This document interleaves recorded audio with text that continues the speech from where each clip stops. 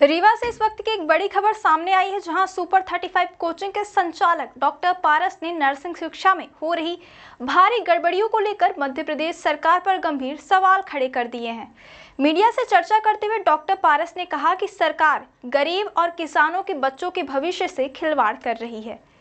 उन्होंने कहा कि अब तक नर्सिंग क्षेत्र में कभी ऐसी स्थिति देखने को नहीं मिली थी, लेकिन पिछले 2 से 3 सालों से सरकार की लापरवाही और भ्रष्टाचार बच्चों के भविष्य को अंधकार में धकेल रही है। ना तो समय पर पेपर आयोजित किए जा रहे, और अगर पेपर ले भी लिए जाते हैं तो परिणाम समय पर जारी नहीं होते। यही नहीं, इस बार तो सीटों में इतनी भारी गिरावट कर दी गई है कि पूरे प्रदेश के 24 नर्सिंग कॉलेजों में से केवल 4 कॉलेजों को ही कुल 515 सीटें आवंटित की गई हैं, जबकि शेष 20 कॉलेजों की बिल्डिंग और स्टाफ पूरी तरह खाली पड़े रह जाएंगे। डॉक्टर पारस ने सवाल उठाए कि आखिर सरकार चाहती क्या है। क्या वह चाहती है कि गरीब और किसानों के बच्चे 1.5 लाख रुपए फीस भरकर प्राइवेट कॉलेजों में एडमिशन लें? उन्होंने कहा कि गरीब परिवारों के पास इतना पैसा कहां से आएगा। यह निर्णय पूरी तरह से अन्यायपूर्ण है और लाखों बच्चों के सपनों के साथ खिलवाड़ है। उन्होंने चेतावनी भरे शब्दों में कहा कि अगर सरकार यही करना चाहती है तो फिर परीक्षा ही ना कराए, क्योंकि परीक्षा लेने और उसके बाद सीटों की उपलब्धता ना होने का सीधा मतलब है बच्चों की जिंदगी से खिलवाड़ करना। उन्होंने आगे बताया कि इस तरह की नीतियों के कारण बच्चों पर मानसिक दबाव बढ़ता है और कई बार वे गलत कदम उठाने को मजबूर हो जाते हैं। सरकार को चाहिए कि इस फैसले पर तत्काल पुनर्विचार करे और पारदर्शी व्यवस्था लागू करे। सुपर 35 कोचिंग के संचालक ने सरकार से साफ शब्दों में निवेदन किया कि नर्सिंग कॉलेजों में सीटों की उपलब्धता बढ़ाई जाए, समय पर परीक्षा और रिजल्ट की प्रक्रिया सुनिश्चित की जाए और गरीब बच्चों को निजी कॉलेज की भारी भरकम फीस अदा करने की मजबूरी से बचाया जाए। डॉक्टर पारस ने अपने बयान के अंत में कहा कि शिक्षा बच्चों का अधिकार है और सरकार का कर्तव्य है कि वह इस अधिकार की रक्षा करे। बच्चों के भविष्य से खिलवाड़ किसी भी हालत में बर्दाश्त नहीं किया जाएगा।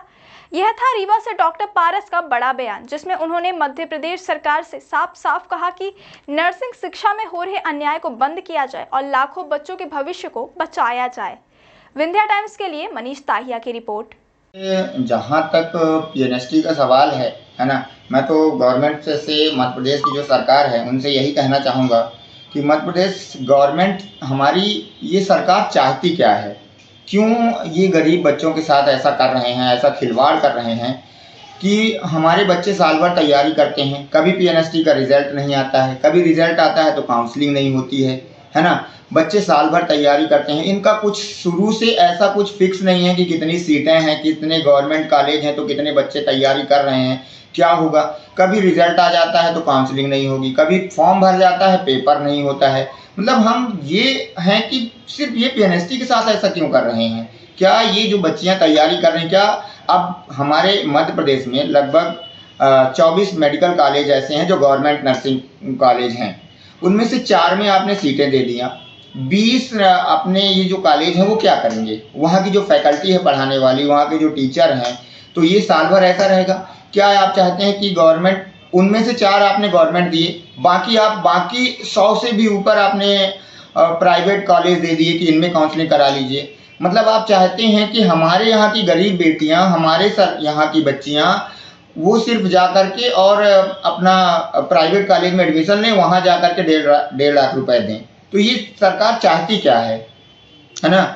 तो मैं यही कहूँगा गवर्नमेंट सरकार से कि फाइनली अगर आपको यही करना है तो ऐसा ना करें, है ना। एक इनका भी एक नया शेड्यूल बनाएं कि इस तरह से होगा, इतनी सीटें हैं, एक फिक्स रहे, ताकि बच्चे को तैयारी करने में या उसे एडमिशन लेने में ये सारी चीज़ों पर आसानी रहे। दिख रहा है ना।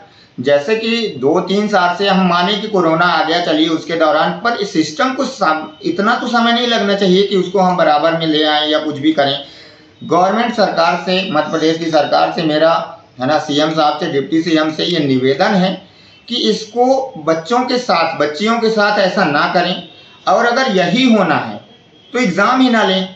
ऐसे गरीब बच्चे हैं जो एग्ज़ाम के लिए फॉर्म भरते हैं, फिर उन्हें पता चलता है कि एग्ज़ाम के फॉर्म भर गए लेकिन उसका एग्ज़ाम ही नहीं हो रहा है। एग्ज़ाम हो गया तो काउंसलिंग नहीं हो रही है, काउंसलिंग हो गई तो फिर कह रहे हैं कि ये जो रिजल्ट आया है इसका कोई मतलब नहीं है। तो ऐसे में बच्चा हताश होकर के गलत कदम ही तो उठाएगा, इसके अलावा उसके पास क्या चांस है, क्या करेगा वो। 2 साल से कोई तैयारी कर रहा है, कोई 3 साल से तैयारी कर रहा है, तो इस हम और सरकार से क्या कह सकते हैं? हम तो यही कहेंगे कि इस सिस्टम को अगर सुधार दिया जाए तो बच्चियों का जो फ्यूचर है वो सिक्योर हो सके। बच्चों का भविष्य अगर इसी तरह रहेगा तो बस यही है कि अगर जिन चीज़ों के साथ हमें सबसे ज़्यादा वो फोकस करना चाहिए, अगर हम पढ़ाई में ही फोकस को कम करना चाहते हैं तो फिर पूरी तरह से ही बंद कर दिया जाए पढ़ाई का सिस्टम। अगर ये ऐसा है कि गरीबों के लिए नहीं बनाई गई है तो फिर गरीब पढ़े ही नहीं, सीधी सी बात है, बंद कर दीजिए। या कि फिर पढ़ाना है, जो बच्चे तैयारी कर रहे हैं वो फॉर्म भरने के लिए पैसा ले रहे हैं, एग्ज़ाम के लिए पैसा ले रहे हैं और आप चाहते हैं कि प्राइवेट में ही करें तो वो ना ही करें, उनके बस का नहीं है फिर ये 1.5 लाख रुपए फीस देना। गवर्नमेंट 500 सीटें दे रही है, ये भी कब एग्जाम होने के बाद पता चलता है कि सीटें आ रही हैं, इतनी सीट रहेंगी। आप कंफर्म करिए ना पहले से कि इतनी सीट रहेंगी, इतने लोग पेपर दे रहे हैं, तो बच्चे को एक ये रहेगा कि एक आइडिया है कि मैं इस फील्ड में जाऊं या ना जाऊं, मेरे बस की बात है कि नहीं है। साल भर वो तैयारी करता है, कोचिंग इंस्टीट्यूट ज्वाइन करता है, वहाँ पैसा देता है, फिर इसके बाद उसको पता चलता है कि एग्जाम ही नहीं होना है। क्या नाम है? है ना? मैं डॉक्टर पारस, संचालक सुपर 35 कोचिंग रीवा।